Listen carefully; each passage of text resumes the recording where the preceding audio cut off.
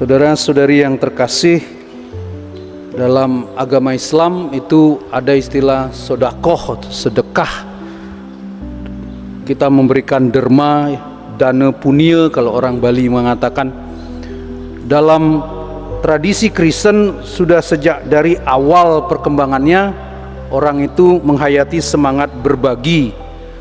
Ekaristi juga adalah semangat berbagi.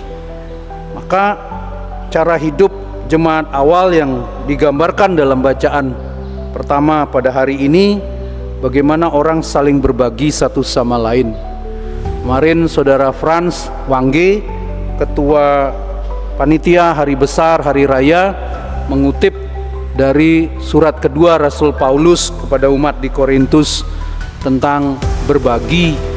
Hendaklah kita berbagi dengan penuh sukacita. Apapun yang kita lakukan, kita diajak untuk berbagi, dan itu akan menentukan kelanjutan hidup kita di kemudian. Kita ingat cerita tentang perumpamaan domba dan kambing. Domba ditaruh di sebelah kanan, kambing sebelah kiri, tentang hidup orang-orang berbagi.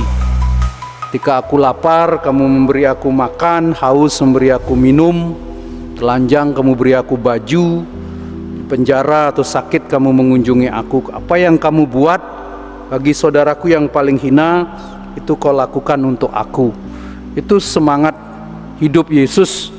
Salib adalah semangat hidup berbagi. Ketika ketika orang Yahudi memberontak di padang gurun, orang Israel berontak di padang gurun, mereka mengeluh, mereka mengomel betapa beratnya hidup di padang gurun. Lalu Tuhan mengirimkan ular-ular berbisa untuk mematuk mereka, dan banyak yang mati di sana. Maka itu saya sering kali mengatakan, iblis itu jangan dibayangkan seperti rangde, matanya bulat, susunya sampai di tanah, rambutnya megambahan, berantakan, panjang, kukunya panjang-panjang. Iblis itu jangan dibayangkan seperti itu. Iblis di dalam Alkitab itu adalah orang yang mengeluh. Nah, kalau kita hidup dengan orang yang mengeluh, itu hidup bersama iblis sebetulnya. Kenapa? Di dalam Alkitab itu jelas sekali, iblis itu selalu mengeluh. Karena itu Tuhan menghukum dengan keras.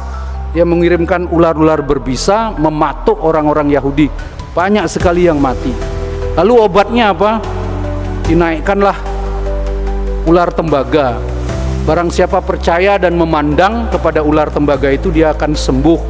Itu menjadi lambang dari farmasi.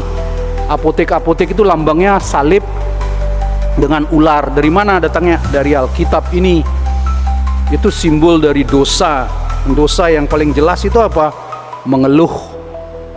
Jadi mengeluh terus, tidak pernah hidupnya itu bahagia gitu. Kalau kita hidup dengan orang yang selalu mengeluh, itu hidup dengan setan sebetulnya. Kita tiap hari dengar dia mengeluh, tidak pernah bersyukur, tidak pernah melihat sisi yang positif.